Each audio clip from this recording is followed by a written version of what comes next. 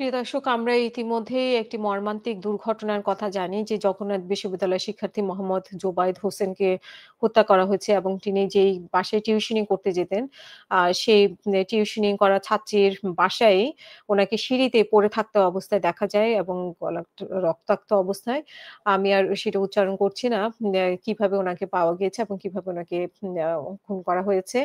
আ য যতটুকু জানা গেছে পুলিশের প্রাথমিক জিজ্ঞাসাবাদের মাধ্যমে বা ধারণা থেকে সেটা হচ্ছে যে সেখানে তিনি যে ছাত্রীকে পড়াতে যেতেন, সেই ছাত্রীর সাথে পূর্ব একটি আ সম্পর্ক ছিল। পূর্ব একটি ছেলের সাথে সম্পর্ক ছিল মোহাম্মদ মাহির রহমান।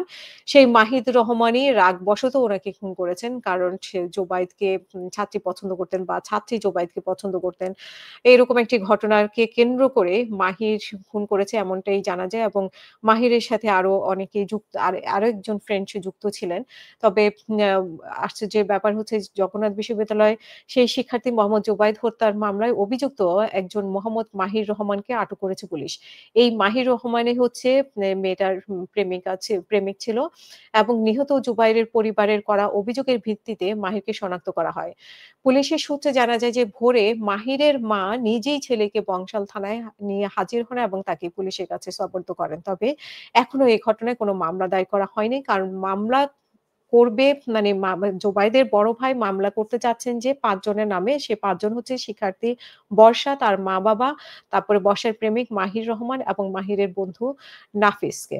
কিন্তু বলংশাল থানার ওসি বলছেন যে এতজনের নামে মামলা করলে মামলা হালকা হয়ে যাবে। এই নিয়ে একটা আলোচনা চলছে। সো সেই আলোচনার পরে জানা যাবে যে আসলে মামলাটা কি হয়েছে। কিন্তু ইতিমধ্যেই জগন্নাথ বিশ্ববিদ্যালয়ের শিক্ষার্থীরা ক্ষুব্ধ হয়েছেন এবং ছাত্রদলের নেতা যেহেতু ছাত্রদলের পক্ষ থেকে এবং বিএনপির পক্ষ থেকেও এটা দুঃখ প্রকাশ করা হয়েছে, বিক্ষোভ করা হয়েছে এবং এটার সুষ্ঠু তদন্ত দাবি করা হচ্ছে এবং এই ধরনের একটি ঘটনা হুম আমাদের সমাজের জন্য একটা আসলে উদাহরণ এবং আমাদের সমাজ এটা থেকে বিশেষ করে তরুণ সমাজ এটা থেকে শিক্ষা নিতে পারে যে এই ধরনের রাগবশত কোনো কিছু করা ঠিক না এবং যার পছন্দের বিষয় কিন্তু সেইখানে আ মানে রাগ, অভিমান, চড় থাপ্পড়ের বিষয় আসতে পারে। কিন্তু খুনের মতো ঘটনা একটি পরিবার শুধু একটি পরিবার না, কয়েকটি পরিবার এখানে ভুক্তভোগী হয়ে পড়ে।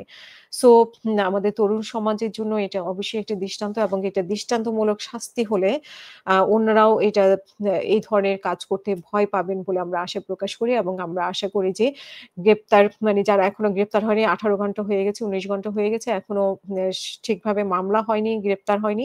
যদিও মাহিরকে তার মাই দিয়ে গেছে কিন্তু বাকি আসামিদেরকে যারা এই সংযুক্ত ছিল তাদেরকে পুলিশ খুব দ্রুত গ্রেপ্তার করবে এটা আমরা আশা প্রকাশ করি।